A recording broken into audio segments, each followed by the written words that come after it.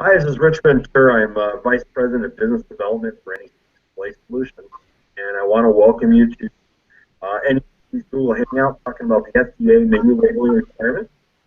And I think you'll find today's panel is just interesting with the amount of knowledge they have about menu labeling and different ways of utilizing it. So what we'll actually go through is with our team, we'll talk a bit about the different ways the products are being used or different ways people are labeling with the rest. So on the panelists today, we have Betsy, CEO and co-founder of MenuTrinfo out of Denver. And Betsy will definitely talk a lot about the different laws and regulations and all the things you need to think about as you're looking at menu labeling. And then we have Brandi, the Senior Vice President of Product Management at Allure Global. And Brandi will talk about the technology behind it and different ways restaurants are using digital menu board technology for labeling. So with this, I'm actually going to end myself, Rich Ventura, I'm the Vice President of Business Development at NEC, and focus on solutions both for vertical markets as well as your applications. So this, I'm going to hand it over to Betsy and talk a little bit about MenuTrinfo, and then we'll kind of go back to talking with the panel. Thanks, Rich. This is Betsy Craig, CEO and co-founder of MenuTrinfo, and I'm very, very glad to be here with you today on this Google Hangout to talk about menu labeling. There are a lot of different regulations coming on with menu labeling that are hitting our industry, and I just wanted to kind of touch on a couple of them and how they're going to impact you as the end user and the restaurateur and the provider out there in the marketplace. The FDA did release final regulations after us waiting for a long, long time, almost 5 years. We finally got final regulations in November of 2014, and as of December 1st, 2015, we know mostly what we have to provide. The regulations must be enacted and up on your menus by December 1st of 2015. So that's our deadline, folks, and that's one of the reasons we're doing the Google Hangout. So the first slide you're seeing here is showing what people are challenged with when you have a multi-serving dish. So I'm just going to get into some very specifics on menu labeling, and please, please, please ask your questions, and we'll see if we can get some of those answered for you. It's kind of simple when you know that you've got a sandwich, it's 200 calories, or a calzone is 800 calories. But you have a much bigger challenge when you've got something that's a multiple serving dish. So something like a large pizza or a large sub. Those need to be labeled a little bit differently. As you can see on this screen, the large pizza might be 2,000 calories, but you have the option under the new FDA rules to label it by the slice if it is what they call a discernible amount. Maybe the next slide, please. Beverages are going to pose a problem no matter which brand you are or how you're currently serving beverages. Unlike we've ever seen before, you've got to label how many calories on the menu are in each beverage. And you need to do that based on the size and the type of beverage. So the different beverage flavors, the different sizes, all must have a calorie count. You do have the option of using one larger sort of umbrella or soft drinks with a dash, as you see at the very bottom. So you can divide them out, Coca-Cola, small, medium, large, or Pepsi-Cola, small, medium, and large, or you can do a range for those menu items. The FDA regulations are really specific about beverages and how much you can account for ice or not, and if you can use ice or not. So it's really important to know when we're looking at menu labeling, making sure you get it right before you electronically hook up your flat panels to provide this information. Next.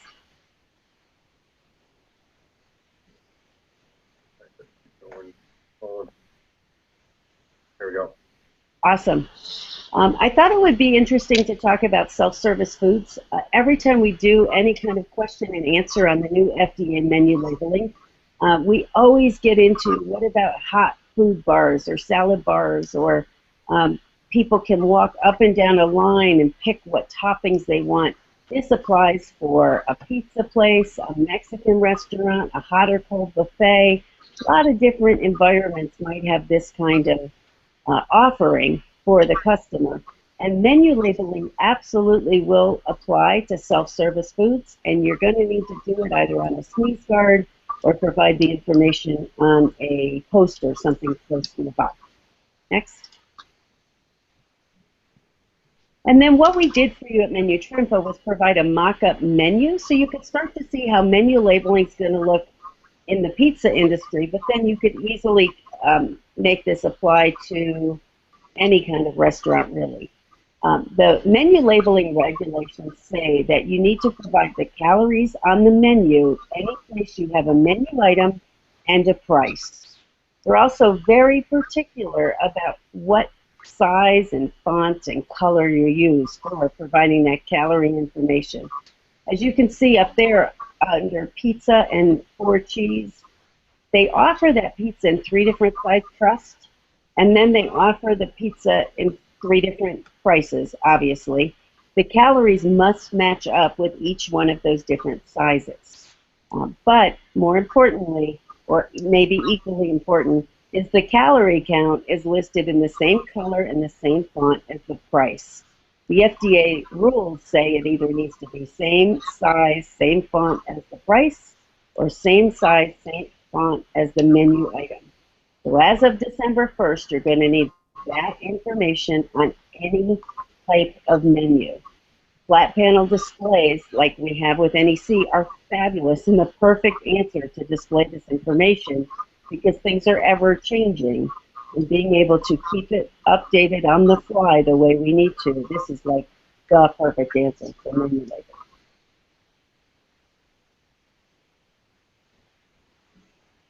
All right, so we'll hand over to Brandi to talk a bit about from the technology side. Sure. Hi, my name is Brandi Kler, and I head up product management here at Allure Global. We are a primarily software provider and systems integrator for the digital signage space. If you'll switch to the next slide, please. So Allure is in 5 primary markets. Our founding sort of history is in the entertainment space, so you'll see our digital menu boards in stadiums, arenas, amusement parks, theaters, as well as quick-serve restaurants and other types of environments. We have thousands of digital menu boards deployed today. You can go to the next slide. For those of you who don't have digital today, as Betsy mentioned, the coming FDA regulations give us a perfect reason to consider digital. It gives you a tremendous amount of flexibility to, I think you went 2 slides, Rich, thank you.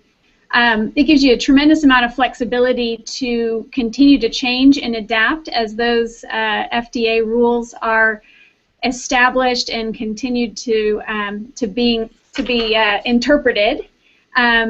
And we also give you a lot of flexibility and the ability to optimize your menus to drive lift and really to demonstrate a return on investment. Additionally, we are a leader in integrating with different point-of-sale systems and databases.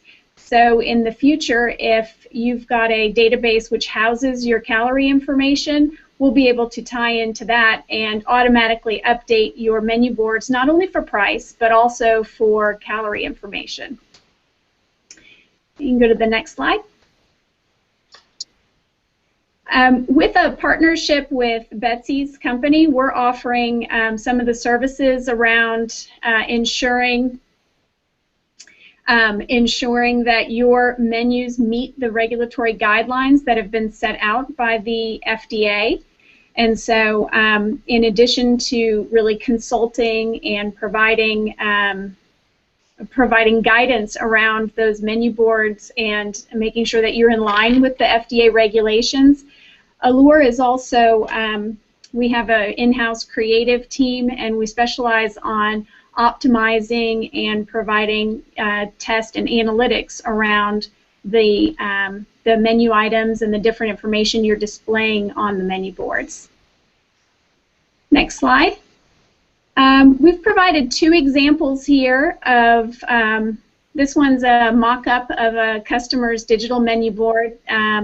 And the top, the before, shows the menu board without the calorie in the FDA regulation, and then the bottom one shows the after. And as Betsy had mentioned, there are specific requirements around the font and making sure that that is similar or the same as either the description of the item or the specific price of that item. And so you can see some of the changes here around the addition of calories, making sure that each of the items is shown calories, and then also on that lower right-hand side, the disclaimer that's required by the FDA regarding the 2,000-calorie diet. Rich, if you go to the next example, please. This next example is for a current customer of ours. Their menu boards had calorie information, but it did not meet the requirements, the FDA requirements. And so we've gone through that menu board and provided a modification there. And you can see the primary modifications are the font treatment of the calorie information, as well as that 2,000 calorie notice down on the right-hand side, lower right-hand side. And Rich, if you'd go to the last slide. I'm wondering if we've lost Rich. Here, that's pretty much. Oh, there. Okay, excellent. And this is one thing I was going to add. In addition to the specific digital menu board or menu board labeling requirements, there's also additional requirements, which I think Betsy can give us further detail on having the full nutritional information available about each of your menu items. And here at Allure Global, we've created a interactive merchandiser, a touchscreen application that can be placed near the register somewhere in the restaurant to provide customers self-service access to that information. And so this is just a screen capture of that here.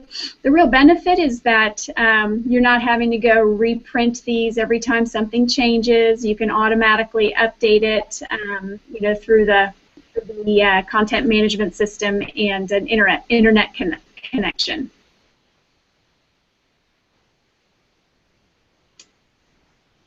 All right. Well, a lot of great information from both of you. What I'm trying to look at now is to talk a bit about some of the questions, some of the big topics that we're hearing from everybody right now. And I think, Betsy, I'm going to throw it to you first, because probably one of the biggest questions everybody's going to ask about is, it's pretty complicated. How are you going to make it easier for them? Good question, Rich. MenuTrinfo and what we do at MenuTrinfo, providing nutrition information to restaurateurs, is the first step to providing the nutritional information that the FDA is requiring. So whether you partner with a company like mine, or you do it yourself to gather the nutritional information, or you send it out to a lab, the very first step is going to be finding a way to gather that nutritional information, and then how are you going to display it?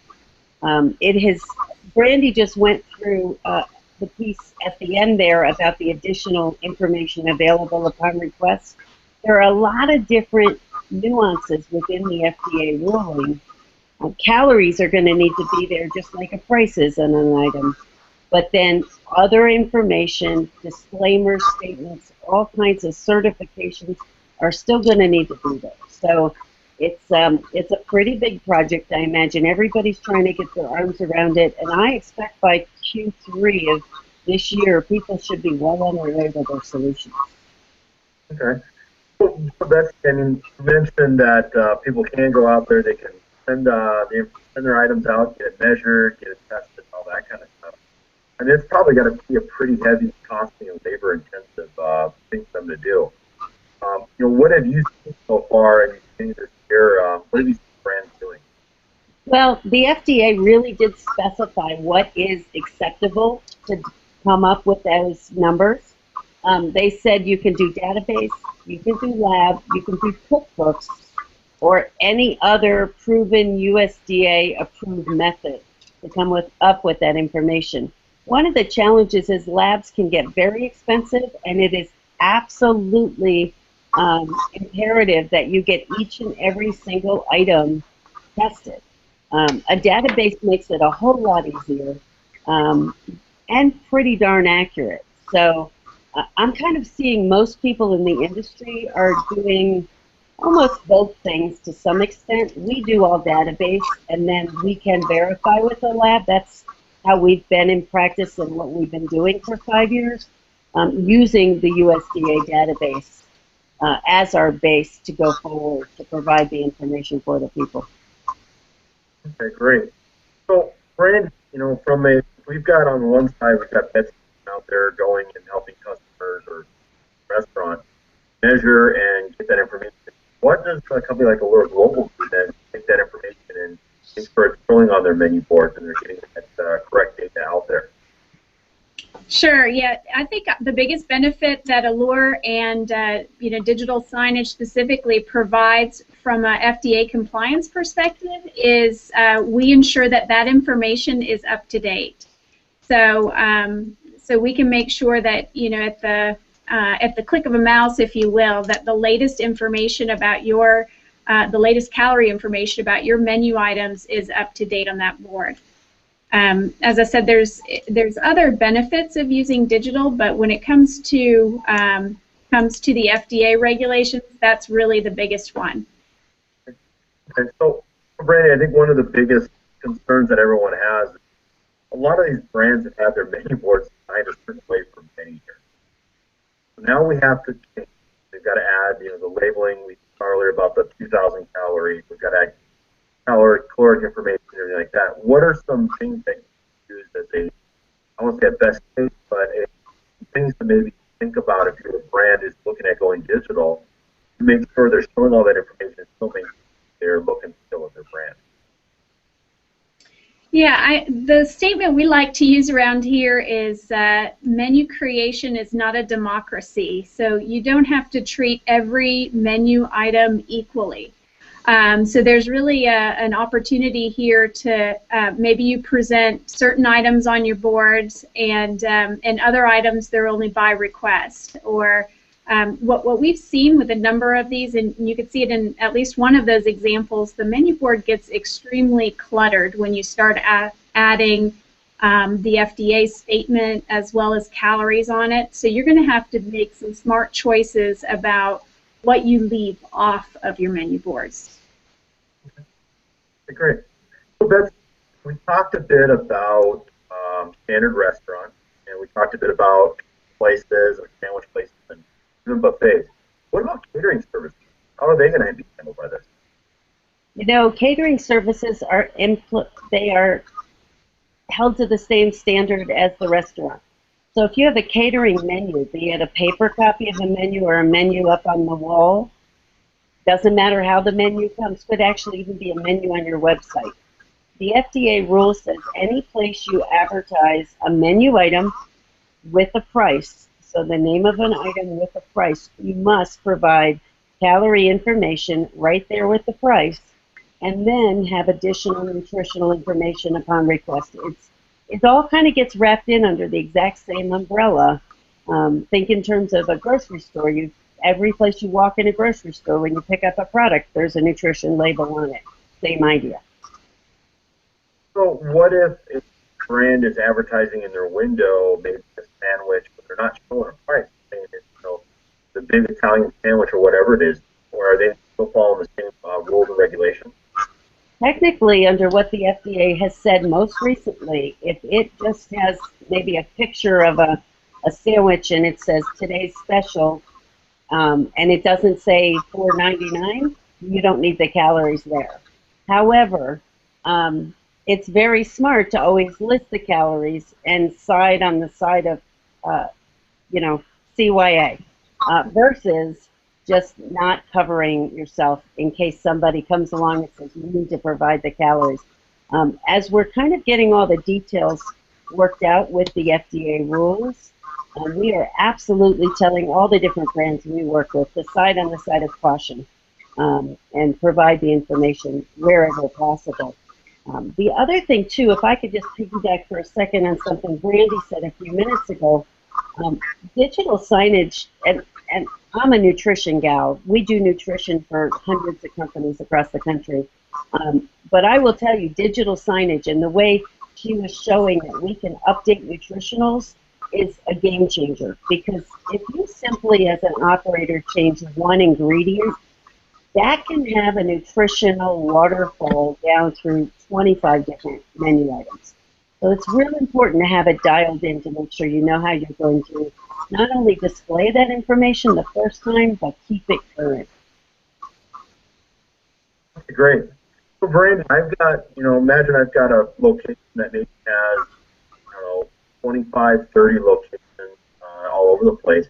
What are some things that you could share with a brand that small? I mean, the big brands, obviously, they've got a plan or they're looking at digital, but it tends to be those smaller brands that struggle. What are some things that you guys recommend? You hear me okay, Brandi? I'm sorry. Yeah, I can't hear you quite Let's try it quite again. well. What I was asking was, what are some things that maybe you would recommend if I was a smaller brand and I had 25, 30 locations? What are some key things that you'd recommend if they're looking at going digital with with menu labeling? Okay, sure. So I think the thing that I would recommend is starting with the end in mind. So as part of our process, when we bring on a new customer for digital signage, we'll walk through their overall menu, what the strategic goals of the organization are in terms of if they're looking for lift or if they're looking for driving a certain type of product, for example, to potentially change their brand image or support their brand image. And so I think it's starting at that point where you know where you want to end up is the most important thing. The other one I would say is as you look at rolling out, pick a couple sites to start in. Adding additional site, the initial setup is the biggest part of the effort. Adding additional sites is less of an effort. So you can start small and grow as quickly as you want, depending on the pace of your organization and the pace of your goals as an organization. Okay. Well, Betsy, what about family style? And we go into some of these, especially when you deal with Italian restaurants and other cultural restaurants, you have a lot of family style portions. How do you handle something like that? So family style will still need to be labeled, but it's a lot like the catering menu. So if it's a dish that comes to the table and serves 4 people, and all 4 people's portion is easily discernible, like you can tell it's 4 pre-cut pieces of lasagna, then you can menu label each piece. If it's 1 whole pan of lasagna, unfortunately, it's going to be sticker shock because you're going to label the entire pan of lasagna. And then you can say how many it serves if it's cut, but again, it's got to be discernible amounts. It's kind of interesting. We're going to see numbers and calories and sticker shock where we as a restaurant industry and food service industry have never seen it before. Okay.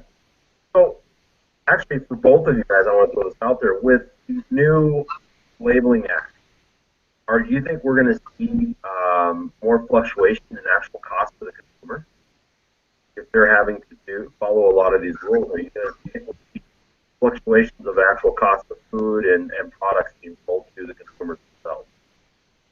So, Betsy, what do you think on your side? Well, I'll take that one up first and tell you that there's definite cost involved, Rich, that the restaurateur's got to make sure the recipes are set. How are they going to get the numbers? Then how are they going to display the numbers? And there's a couple layers of certification that's even going to be needed. to display the numbers. So there's expense. There's going to be expense. I've had people tell me they're using an iPhone app to get their numbers, all the way to hiring a lab for every single product. Somebody's going to have to pay for that cost somewhere along the way. And then there's the whole cost of how are they going to display it. I definitely see it's going to have a ripple effect for the consumer. Okay. What do you think, Brandi? I mean, there's obviously got to be an ROI to doing digital. Yes, I mean, I do think there's going to be an expense for those restaurateurs. As Betsy mentioned, I mean, there's not only the initial, but also the updating of that calorie information in the full-on nutritionals. From a digital perspective, I think we have other opportunities to demonstrate our ROI through optimization and making sure that that you're using the digital menu boards to promote most profitable products or the types of products that support your brand. Okay. Well, Betsy, with one of the things I think we've always heard traditionally with restaurants that it's always been, you know, the fast food guys, the QSR guys who have been the ones who've gotten the most grief over menu labeling. I mean, is it a widespread all the different types of restaurants, or are there certain types of restaurants that are not going to have to follow any of these FDA labeling laws? Well, the FDA ruling is for restaurants that have 20 or more locations, same basic menu, same name. And so that is who's going to have to display. It's interesting, when MenuTrinfo started, I would say at least half of our clients were less than 20 locations because people wanted the information out there in the public. The transparency is very, very hot in our industry, and calorie information, nutritional information, is about as transparent as you can get. There are definitely brands, like you just brought up, Rich, that are going to see much more of a backlash. You know, the fried food guys and the very fast casual on the run. But then in that same segment, we have healthy options. You have salads, you have wraps, you have things. If they're going to have dressings on them, they're going to be low-calorie dressings, or they're going to be dressings on the side so people can choose how many calories they want to opt in for at lunch. Also, some of the biggest numbers that we've seen in menu labeling have been about in restaurants that are very, very popular, that are sit-down table service restaurants that have 2,500, 3,000 calories per entree. And those are the ones that make the headlines also. And they're dealing with a lot of backlash by offering special calorie, low-calorie menus. And we've seen that really heavily in California, which did menu labeling way ahead of the federal regs, as well as New York City. There's some spots around the country that have done early adopter stuff along these lines. Okay. Brandi, what do you think the biggest burden then is going to be on restaurants? I mean, there's obviously a burden here to do all these things. What do you think the biggest burden is going to be on them, all these guidelines? Yeah, I think initially it's going to be fully understanding what the regulations are and how they impact their specific chain or their specific restaurants, and then I still do believe that ongoing, the challenge is really going to be how do I keep it updated and make sure that I maintain my compliance to these regulations. Okay.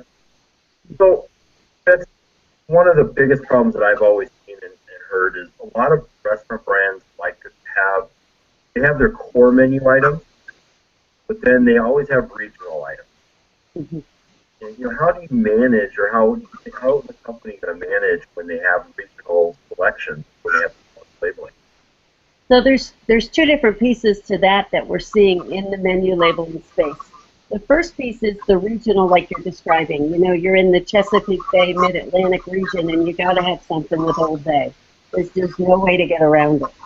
So that location, or locations that want to have regional specialties, there can. But if it's an item that stays on the menu for 60 or more days, it's got to be menu labeled. It's got to be nutritionally analyzed through database or other. So it doesn't matter if the brand as a whole doesn't have, you know, the crab cake sandwich, but only the ones in Maryland have the crab cake sandwich. That crab cake sandwich has got to be labeled. Also, a piece on that, if I can just push in the whole 60-90 day, the FDA says if you have a product that's on your menu for under 60 days, you don't have to label it. So you can have an LTO every Monday, a limited time offer, and never label it because it's only there on Mondays. That's 52 Mondays. So there is some room to still be creative in the kitchen and provide specialties or regional items, but not necessarily have to menu label every single one. Well, actually, let's talk real quick about that whole comment, because that's actually a really important thing about this 60-day rule. Well, if they're doing LTOs, can that LTO be like a sandwich, fries, and soda, or does that LTO have to be a very different menu item? So it depends upon what the brand's LTO is. If it's a menu item that is a sandwich, a side, and a beverage, and it's on their menu for 62 days, say they run it in the spring for 2 months, then they're going to have to menu label it as a whole. And they would best be served to offer the beverage on the side and menu label it that way. But again, if it's something they're testing out or want to see if it's going to be a winner for them, they can let it run without the numbers and switch it up at day number 59 and let it run again without the numbers, and they're still within the letter of their FDA regs. Well, Brandi, obviously, this benefits digital menu boards. Would you not agree that they have a big benefit of using digital? I mean, what have you seen with brands when they do things like LTOs and changing out their items, and also regional choices? Yeah, absolutely. So with the digital menu boards, you can have a unique menu for each of your locations or shared menus across your locations, and really just be responsible for entering that calorie information one time across all of your sites. So it gives you that efficiency and the ability to really test and to experiment with different types of menu items. So Brandi, I mean, besides traditional restaurants, are there other verticals that you do business within today that you're seeing a lot of influx of digital menu boards? We definitely the stadium and arena market, and then the quick serve restaurant market. Those are the two biggest markets today that we're seeing opportunity in. How about the cinema space? Are you seeing much with cinemas wanting to do labeling and or needing to do labeling on the food items they serve? Yes. So some of our customers in that space have already been labeling their calorie information on their boards, and some of them will have to make some modifications to be in line with the FDA regulations. Some of the smaller chains, they don't fall under the regulation because they don't have the 20 or 25 locations. Okay, great. So, Betsy, you know, one of the things that, you know, near and dear to my heart, and you and I've talked many times about, what besides calories? I mean, what other things are we going to start hitting the menu? Well, it's interesting, Rich. We are seeing more and more people wanting to know if there's specialty items like gluten-free, like what big 8 allergens are in the menu items. Do you use GMOs? We just had a huge thing come out in the press this week about a very large brand, over 1,500 locations. They called it 86ing the additives. They're taking all their additives out of their products to make their products A, more transparent, and B, better for you.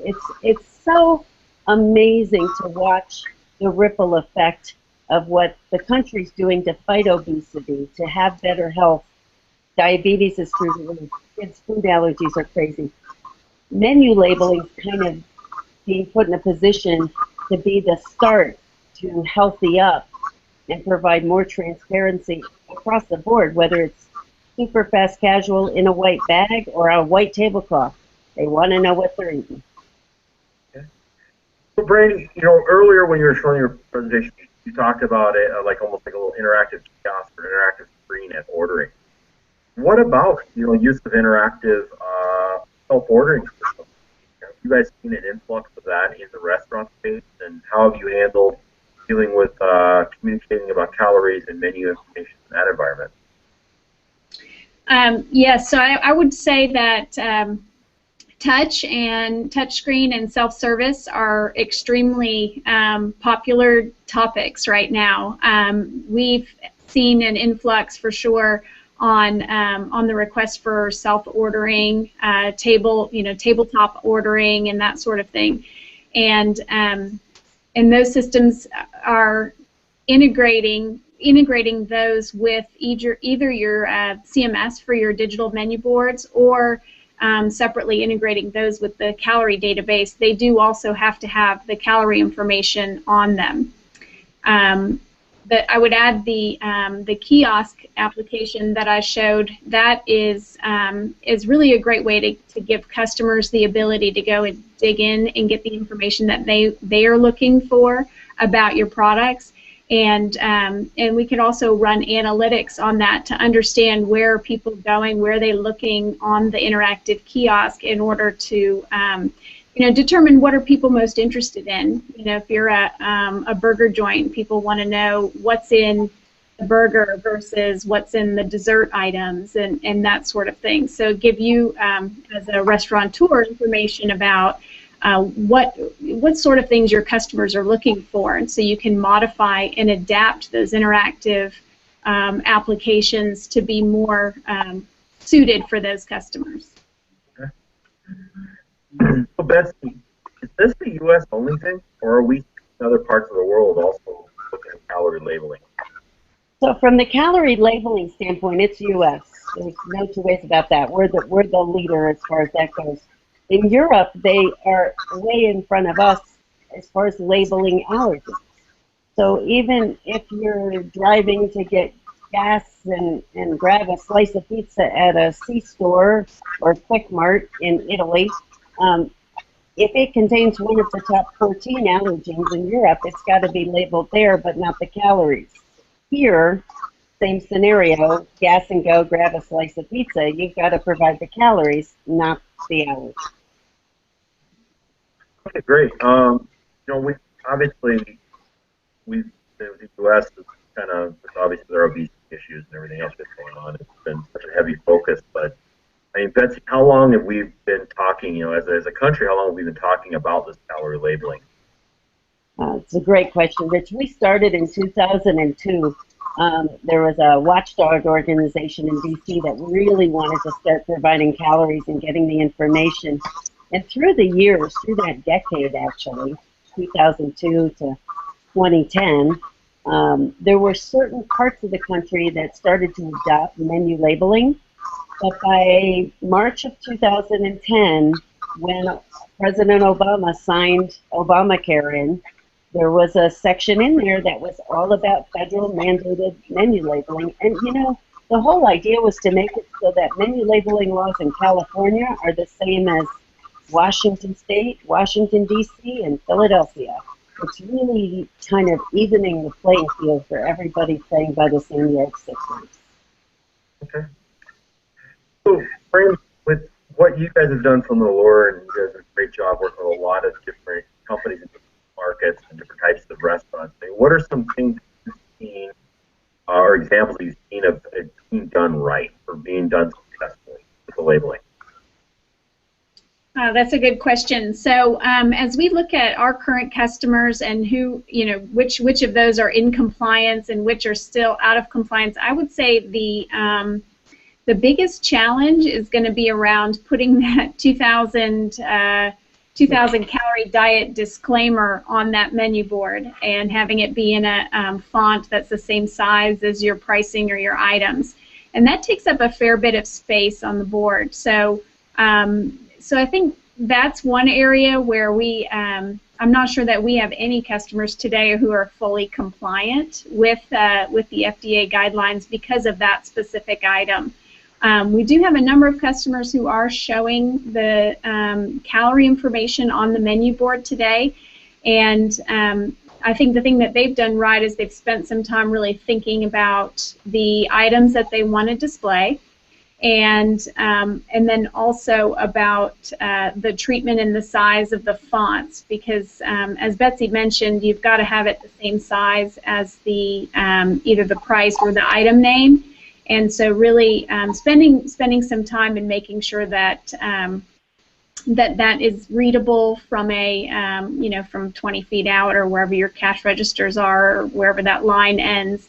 And really spending some of the time on the creative aspects of designing that digital menu board.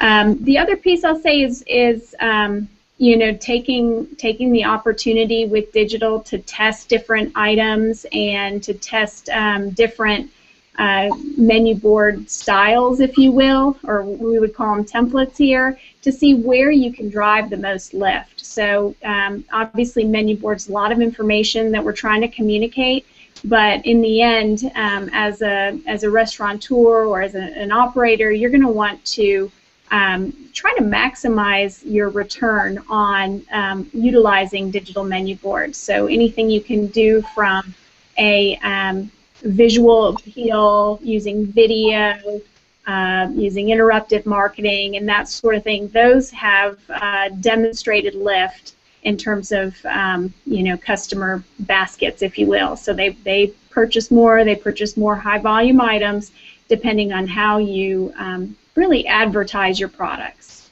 So my advice is if you're thinking about digital for calories, to really ease that transition to display calories, to don't diminish it. Don't just go take your static and create it the exact same thing in digital. Take the time to think about what you're trying to promote and what kind of lift or consumer behavior you're trying to drive with your digital menu boards. Okay. So Betsy, I got a great question for you. Okay. I'm a college, and I've outsourced my cafeteria to a company who's handling that. Who's the responsibility to make sure that the right information is on there? Is that the college or the actual company I outsourced it? So both. So yes, is the answer to the question. So we actually have quite a few clients that are multi-unit operators in the college university space. And if they have a brand like a bagel concept or a breakfast concept that they have in multiple units, multiple college campuses, 20 or more, then they have to menu label that. But the FDA language talks about certified nutritionals. It's the word they're using. They're saying certified nutritionals. So the certification has to happen at 2 levels, which is why I answered yes to your question, Rich. The person at the location has to say they're following the recipes and sticking to the guidelines laid down by the brand. And then the brand has to say, we totally did our nutritionals according to FDA standards, and we certify those. Here's our proof. So it definitely has a couple ripple play there, if you will. And we're seeing colleges and universities come on board, movie theaters, some theme parks, all C-stores, grocery stores, all kinds of people are ringing our phone to do nutritionals because they know it's coming down the pipe. And they've got to get it on a couple levels, the corporate level and the local store level. Okay. But kind of tied in with that question, what they're asking also is, so if I am a company like an Aramark, which maybe I don't have a brand that I'm representing, but I'm doing an overall cafeteria. So it's a cafeteria on Coca-Cola, I have a cafeteria here, there, multiple cafeterias, or look in the military, they've outsourced to a company. Do they also, even though they might have, they're not branded as Aramark or whoever, but it's a cafeteria on multiple military bases or college campuses, because they're across 20 more locations, they also have to follow the rules? Yes, and that is in staying with Aramark or Compass or Sodexo or Marriott or any of those guys. If they have it at Hewlett Packard, Coca-Cola, and XYZ company, yes, it's the same menu items. There's a price.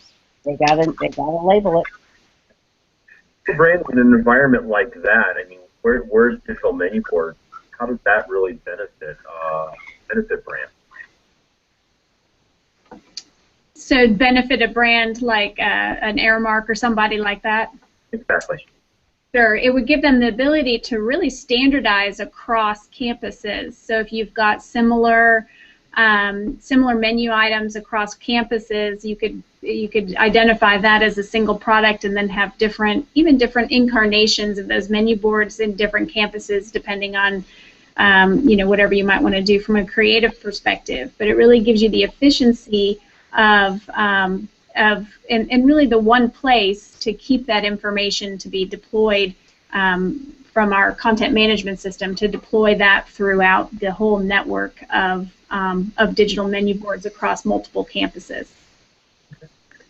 So we're kind of getting down towards the end of the hour here, and I want to throw out to both of you.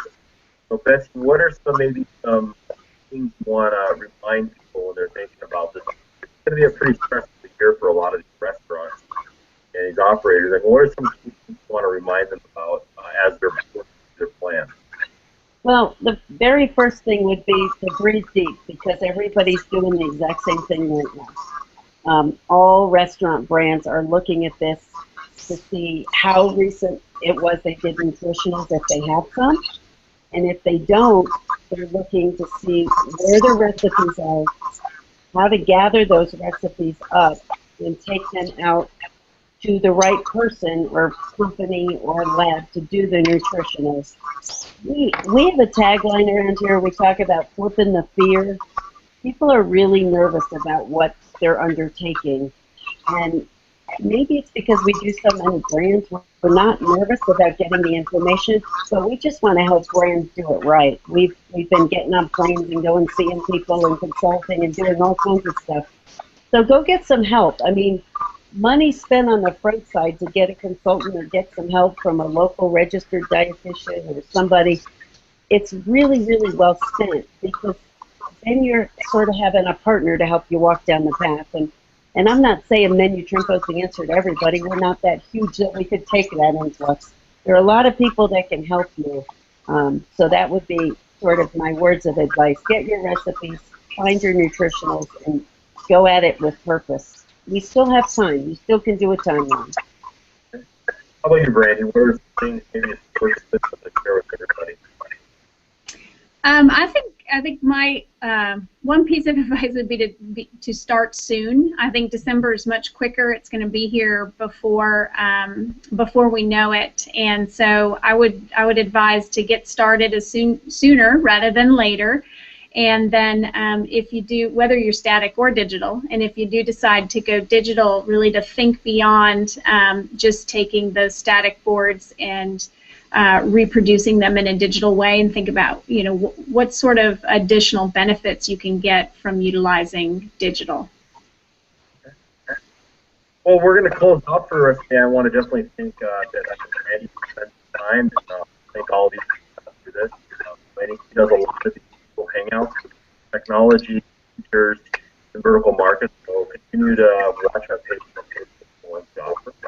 And with that, I'm going to thank everybody again, and I'm sure we'll be roaming around calls at NRA here next week. Have a great rest of the day.